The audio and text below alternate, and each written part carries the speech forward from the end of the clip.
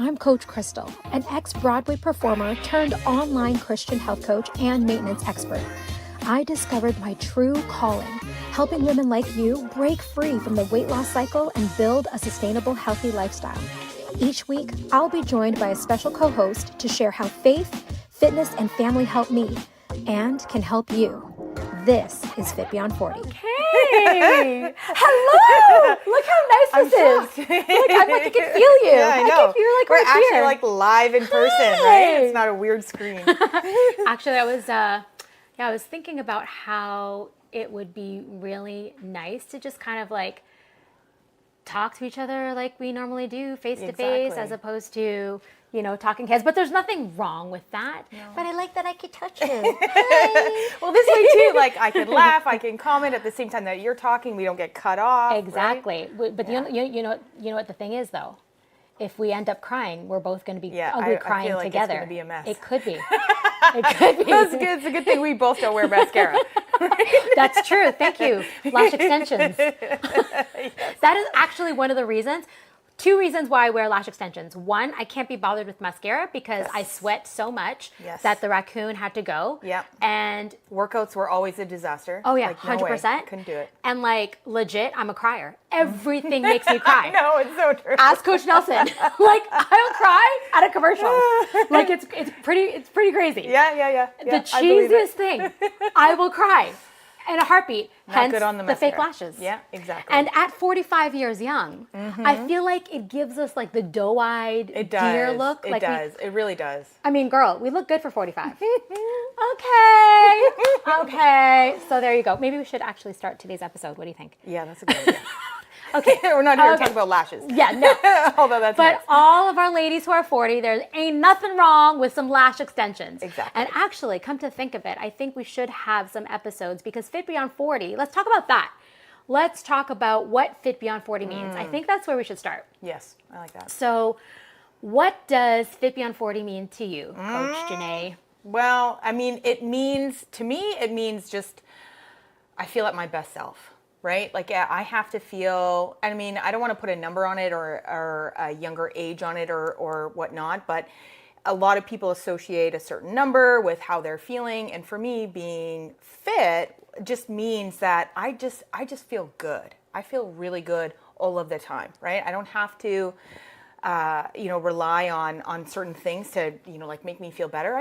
I wake up and I feel good. And that is because I focus on my health and I focus on fitness and being well, right? I love it. When I think about Fit Beyond 40 and what it means to me, actually one of our students, coach in training, Elizabeth, I'm going to call her out because she said, because I asked her when I interviewed her, like, what does being a part of our program, what is it like? And I loved how she defined it as being thoroughly fit. Yeah. I love that because to me, being Fit Beyond 40 is being fit in mind, body, and spirit. It means, because I don't know about you, but I'm going to say my parents, I love them, God bless them, but being 78 years in their mind, old, not young. So in other words, the words that they use, oh, I'm too old. Yeah. Oh, I'm too tired. Yeah. Oh, this hurts. Oh, that hurts. So in their mindset, what they're speaking out loud and what they believe is that they're old. Yeah. But I completely believe that, Fit Beyond 40 is first and foremost a mindset. Oh, for sure. It's, okay, I'm 45. Yeah. We look good. Yeah. But in my mind, I honestly feel, I wouldn't say as young as 25, but I feel like, you know what? When I think about my mindset, late 20s, early 30s, I feel like I'm still living in that mindset. Yes. Where I can conquer anything, my life is just beginning. Like I still have that mindset. Yeah. Yeah. And so that's where the mindset component comes in. Body. I mean, you said it yourself. It's the fact that we feel good in our skin, and both of us being fitness competitors, we feel good in our skin in all phases of our training, right? And we'll talk about that, where in a build phase, although we are fluffy, we know that it's temporary. Yeah. And we can still rock our body when it's a little bit, fluffier. Yeah. But then we know how to obviously rock our body when we're stage ready. And then we also know how to rock our body when we're in maintenance. But I feel like because you and I have a better relationship with our body, we, for me personally, as a God-fearing woman, I believe that this body is a gift, that was given to us, and it houses the Holy Spirit.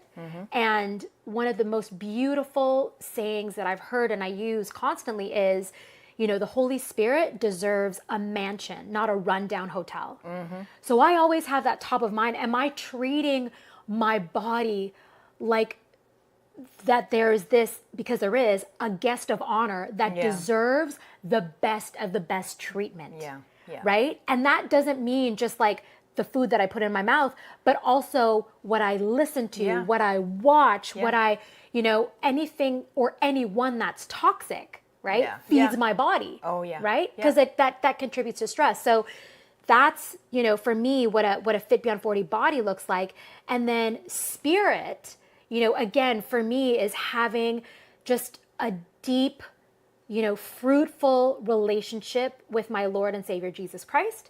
That is, the utmost of importance to me because, although we're health coaches, 100%, like I'm a certified, I always say I'm a faith-based because it's such a huge part of who I am and how I teach. Yeah, it's your foundation. Menopause, it's my foundation. Menopause health coach, even though we're in the health and on the surface, we help women release weight.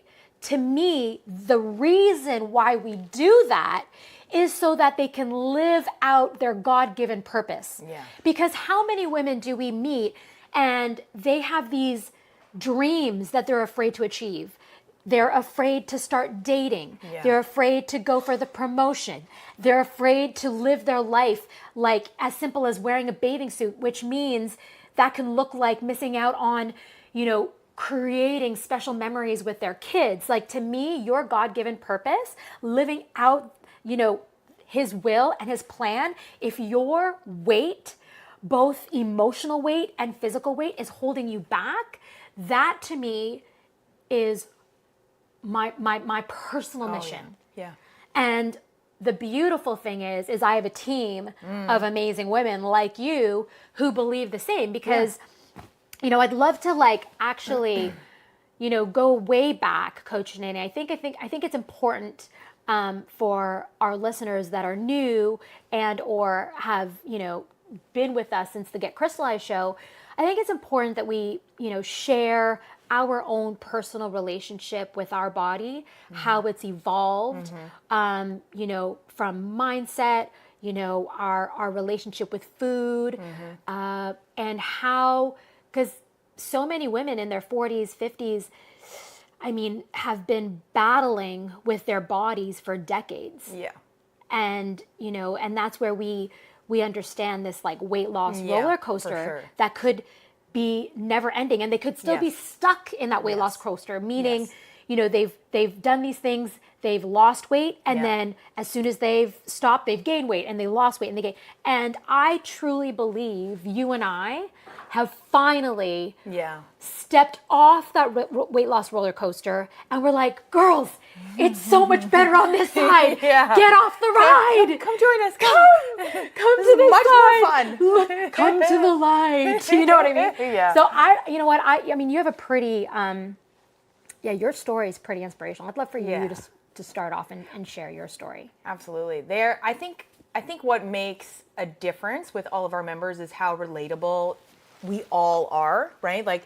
And you said it, most women, they're on this roller coaster, up and down, and it's either something that has started since childhood or something that started a little bit later, maybe 20s or 30s, right? Because I'll often talk to a lot of ladies that will say everything was going fine, everything was perfect until mid 20s, maybe 30s, and there'll be some type of life event that happens, and then the roller coaster starts, and they are in typically their late 40s, getting married, having kids. Their just health life.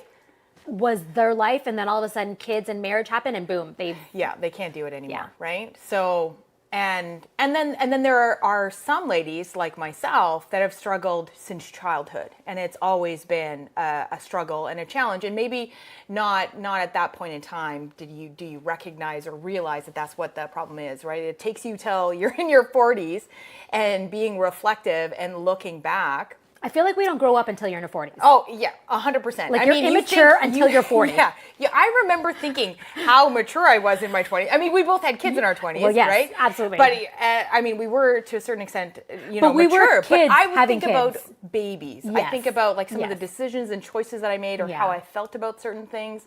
I'm like, oh, I was such a baby. Yes.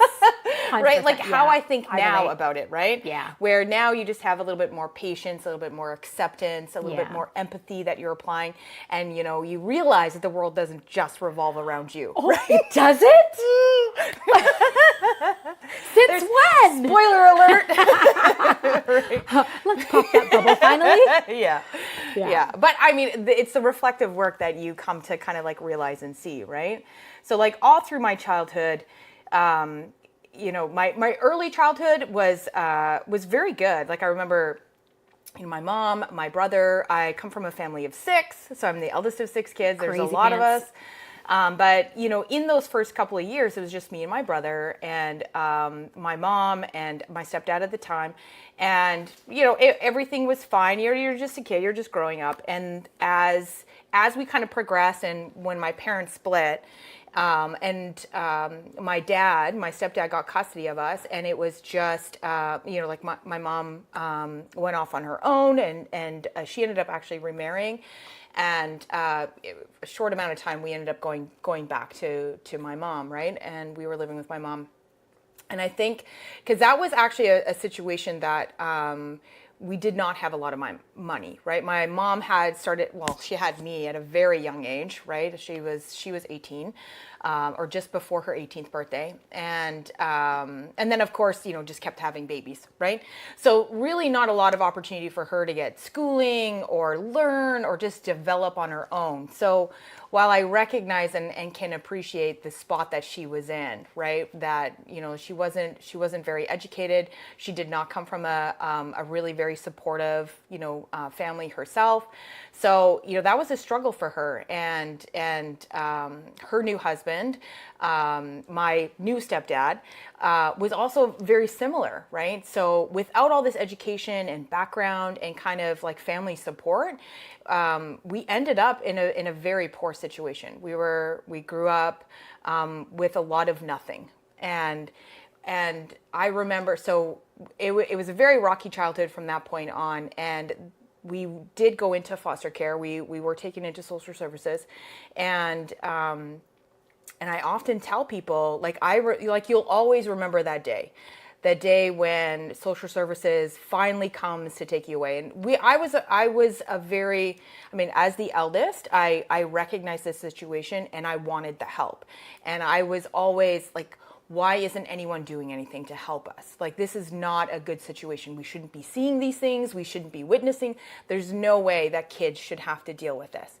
And so when that moment finally came, it was a great sense of relief. And I felt like, yes, finally, like we're finally going to be able to be kids. We're finally going to be able to, have a real life, right? And that day, opening up the fridge, the food that we had in the fridge, I remember there being a green pepper in the one crisper drawer. Wow. Now, why we even had a fresh vegetable, like I do not know how that even happened, but it was just like there wasn't even a bunch of half empty containers of condiments.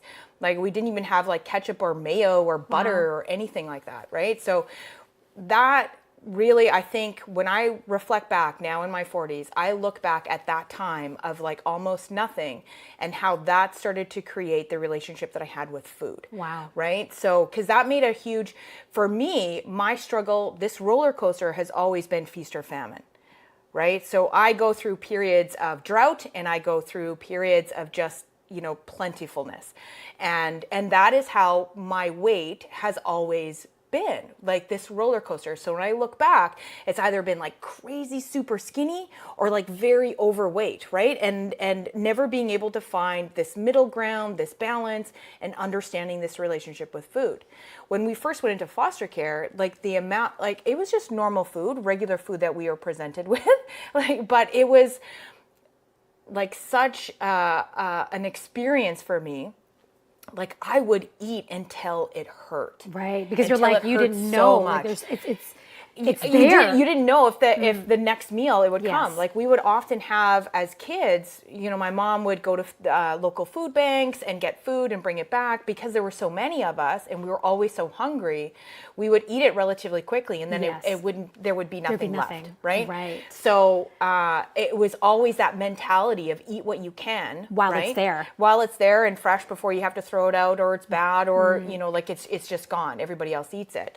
So and I mean like there's 4 boys in my family, growing boys, like they eat a lot, right? So wow. I can definitely, I know for sure, and that, and I still battle with that. I still have struggles with that of, and it's funny because I was talking with my daughter today, and we kind of laugh about it. She has so much self-control. She is so great. I'm so proud of her and what she's been able, but it's because I can talk about it. Yes. Right. And we can have that relationship and how important it is to kind of talk about how you're feeling about food and just overall lifestyle and everything else. Right. So, but we were laughing about how, because she wants to get like a Costco membership. And I'm like, oh, that's a warning. That's a trigger for me because Yes. everything comes in like gigantic bulk. Yes. And I can't just have this serving size. I really have to, you know, monitor myself and you know, work hard at that.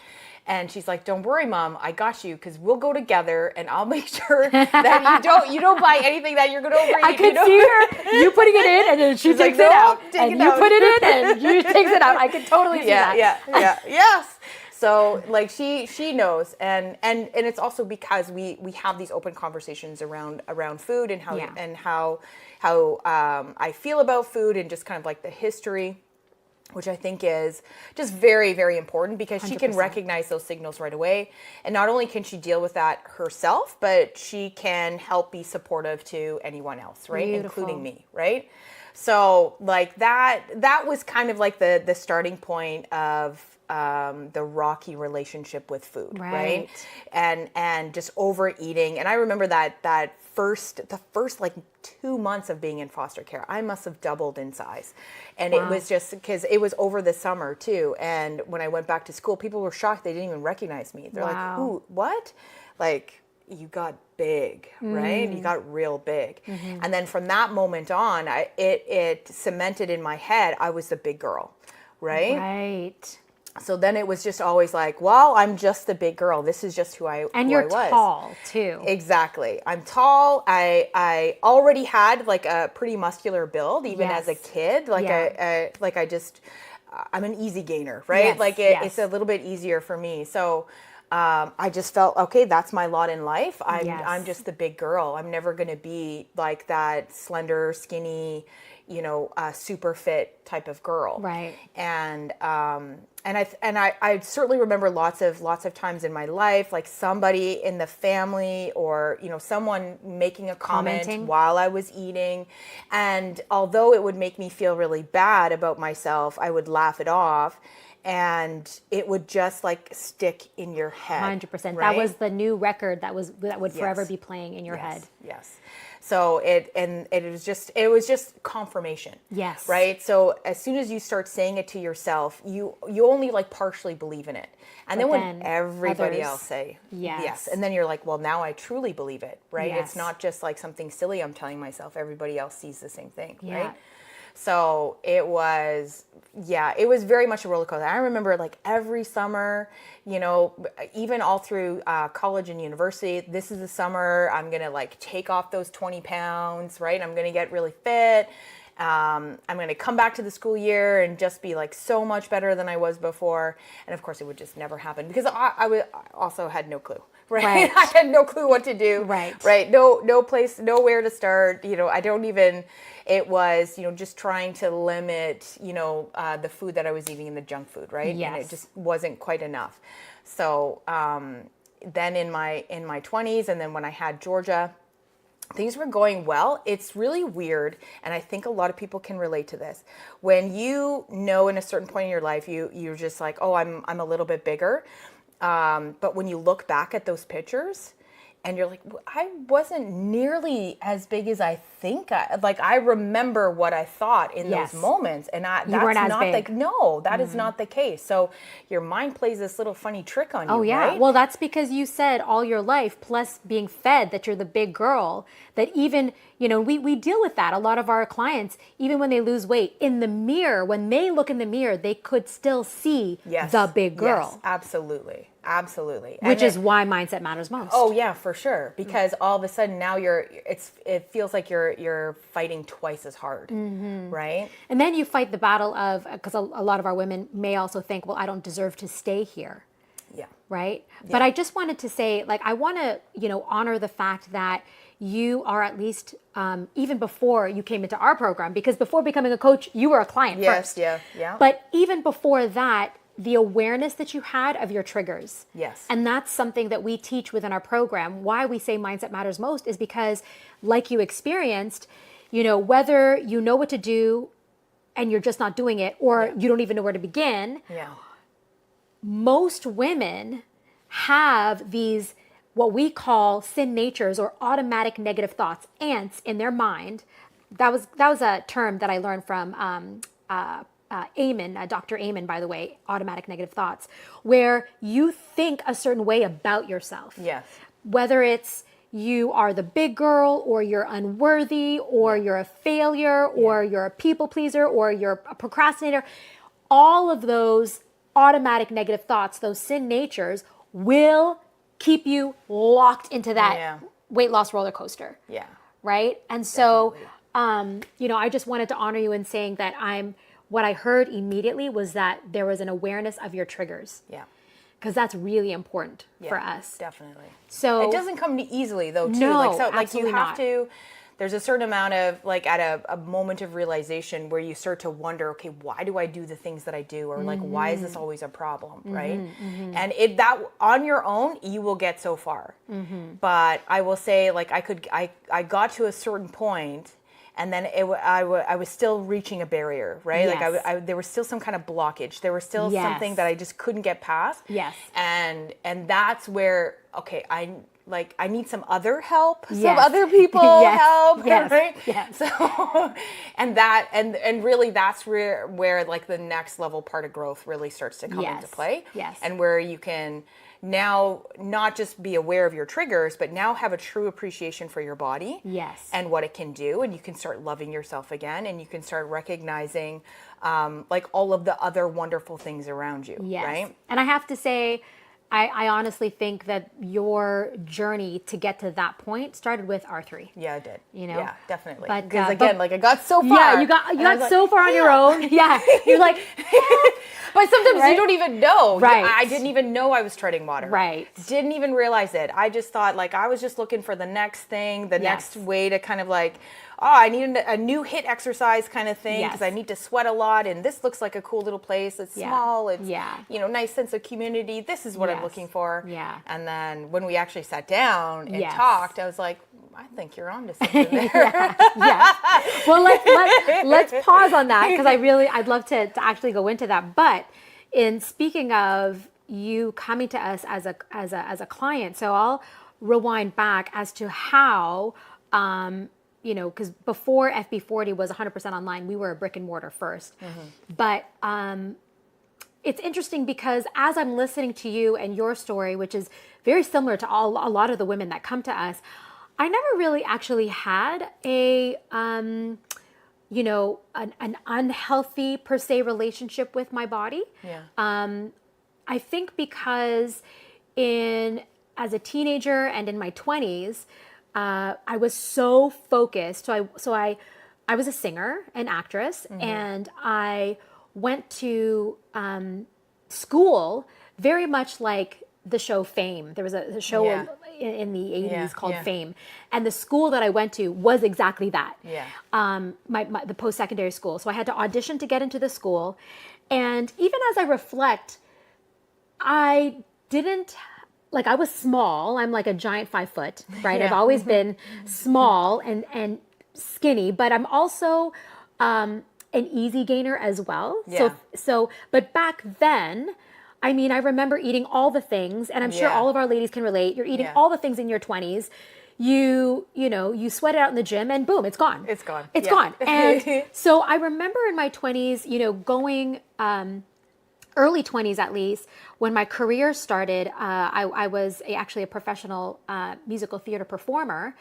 And even, I think for me, it was, I need a body that is full of energy so that I can perform Right. at my fullest. Because at the time, the longest running show that I was in was a musical called Mamma Mia. Yeah.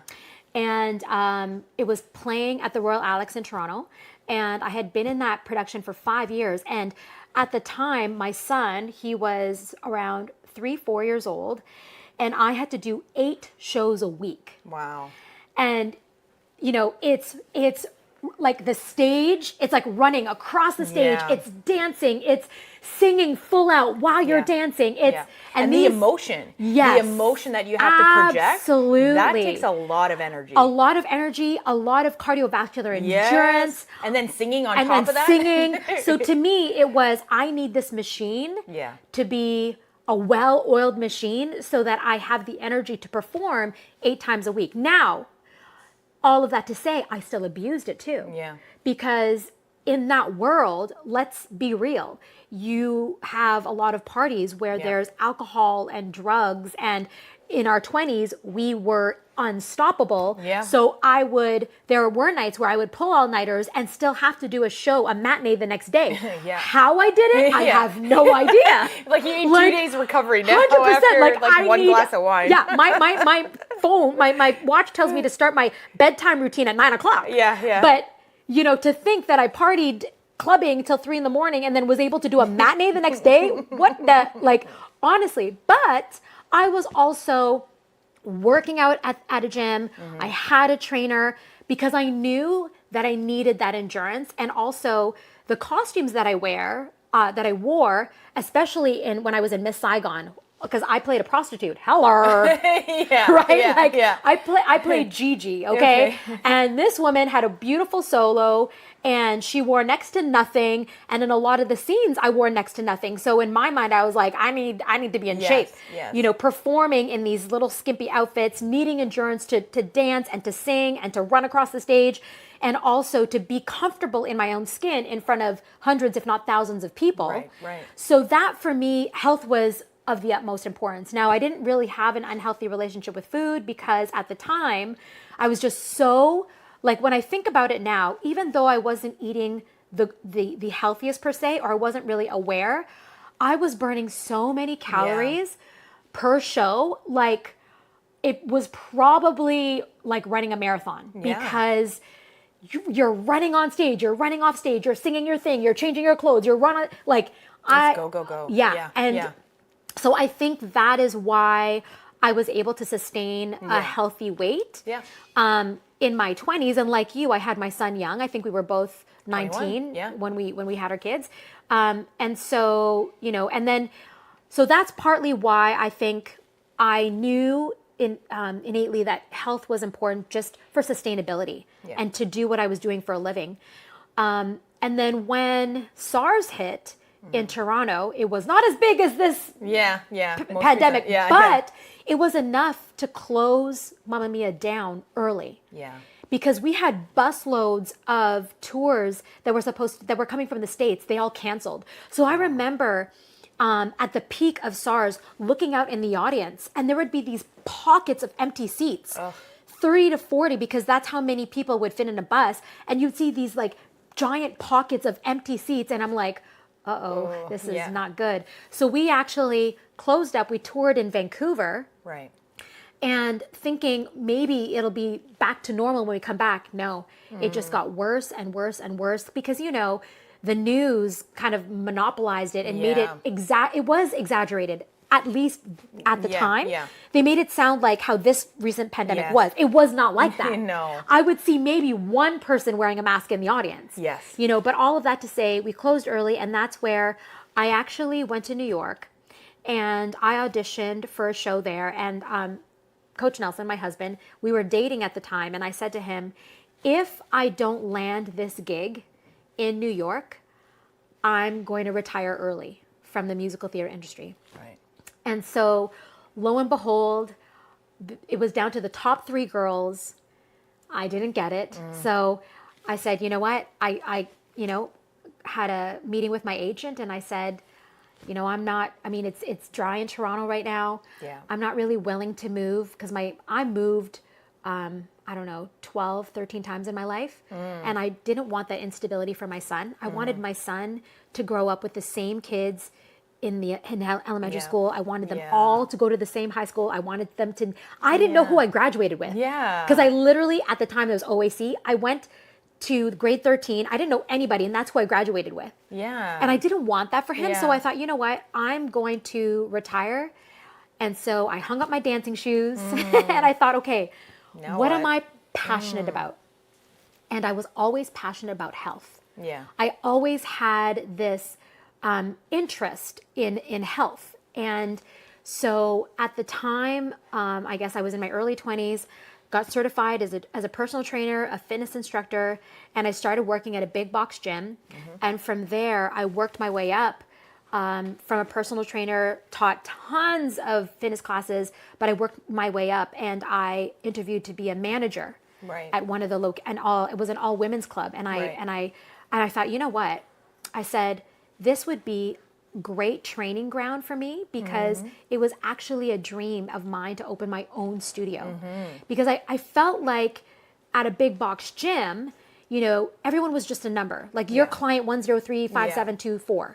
No, you're Janae to Clocking me. in and out. Exactly. Yes, And what I would do in teaching my classes is I would get to know every single person's name. Yeah. I would have conversations with them. I would, and then with my one-on-one clients, just like a stylist, you become a therapist. Yes. Yeah. And I realized, wow, like the mindset has a lot to do with their success. Yeah. And through being a personal trainer, I was like, I need to be a life coach. I need to have some legit, education behind me and philosophies and practical tools that I can give my clients because I recognized it was their mindset that was holding them back. Yep. Even though I gave them the most perfect nutrition plan, fitness plan, and I recognized it was 100% their mindset. So I went to Adler, and it's this great school. It was hard. It was really hard, but I got my training through them, and I was able to apply all that I learned. And long story short, I, realized that, yes, I need to make this happen, my dream of opening a studio. So I left my position as a fitness manager. And for a little while, I was actually a freelance traveling trainer. Traveling trainer. I would have a client in Toronto, a client in Oakville, a client in Mississauga. I would teach boxing in Mississauga. I would teach Pilates, in Oakville. And I was just like, boop, boop, boop, boop. Like on the road, it was exhausting. And I thought, you know what? I felt like I built a big enough base of people that would actually follow me if I opened my own place. Yeah. And so that's what I did. And the thing is, Coach Nelson and I, we got married. And in the first few years of our marriage, unfortunately, that's another totally different, another podcast, but unfortunately he got sick and he went through a depression, anxiety. And so when I opened my studio, my husband was still sick. I remember cutting the ribbon. And I was so sad that he wasn't there. Yeah. But, it was this dream that I had to open my place, and I still forged through. And I opened, at the time, it was called R3 Evolution. And we were a small studio that focused we believed R3 stood for we renew your mind with mindset coaching, we refresh your body with functional fitness, and we restore your health with simple nutrition. That has always been the mission of R3, that it's that thoroughly fit mind, body, spirit, that we are a family, that we are a very tight community where we love upon each other, where we support each other. And it was this studio where I literally wanted to be the Cheers of fitness, where everyone knew your name, where I recognized that everyone had their own problems, their own issues, but the moment you step into R3, you leave all your worries behind. You step into R3 and this is your safe haven. And that's what we created. And we survived that first 5 years. Most businesses don't, but we survived. And then we moved. We were looking for a space, and my goodness, was God on our side. And I truly believe, like, he's the CEO of our company. And at that time, we were supposed to move in a space that was 3 times bigger than our current one. But the loan fell through. And thank God it did, Janae, because if we moved into that space, 1000% we would have had to go bankrupt. Because when that first closure hit, so many businesses still had to pay their lease. And let me tell you, it was expensive, that lease, because it was in Port Credit. It was in a big space in a very expensive very plaza, location. premium location. And you know, I really believe God had set us up to serve women online, because the 5 years that we were in our first location, we were already recording online workouts. But we didn't know that a pandemic was around the corner. But when when I remember it was March 20th, 2020, March 15th, 2020, we were in a temporary location in which you were now one of my coaches. You were teaching the last You class. taught the last class in our brick and mortar. It was a 6 a.m. boot camp. It was March 15, 2020. And that afternoon, I made the announcement to our members that we were officially closing down R3 for good. But that we were pivoting 100% online. And I already had, you know, a talk with you and all the rest of the coaches. And Coach Nelson and I feel so blessed, because there are 3 of you that are still with us to this day, since then. And we said, you know what? I don't know how long this pandemic, I had a feeling it wasn't going to be a 2-week stint. I remember we lost 50% of our members, and the other 50% said, you know, okay, we're coming with you. And the ones that put their membership on hold said, oh, we'll come back when you reopen. And that pandemic was pretty much 3 years of open and closing and open and closing. And it was so unstable that so many of my colleagues who owned boutique fitness studios either claimed bankruptcy or shut down. And here we are, 2024, we're 100% online, US based, and now we've had the honor and privilege of serving 100 plus women over the past 3.5 years, almost 4 years. All online. And you know what? It's just, when I think about it, like, that's when I know, like, our Lord, that's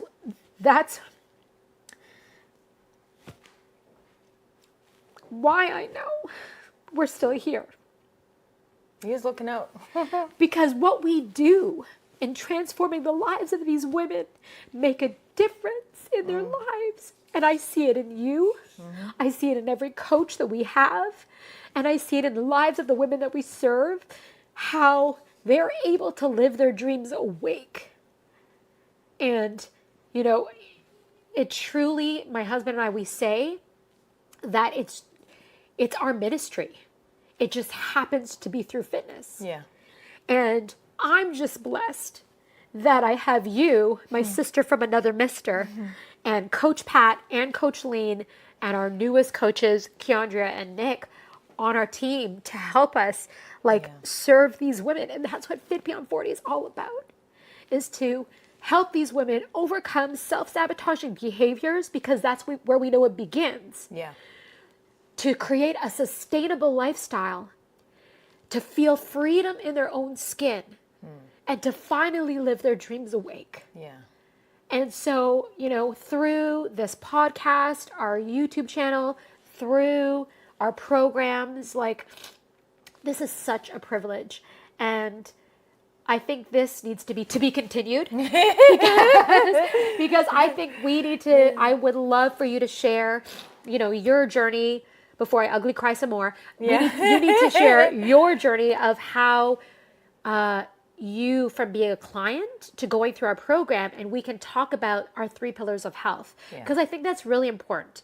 Mindset, fitness, and nutrition are our pillars, are our core values, are our beliefs.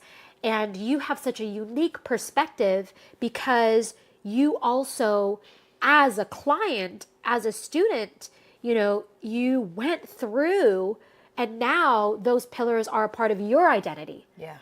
And that's what we want for every single graduate. So I think that needs to be our next podcast. Okay.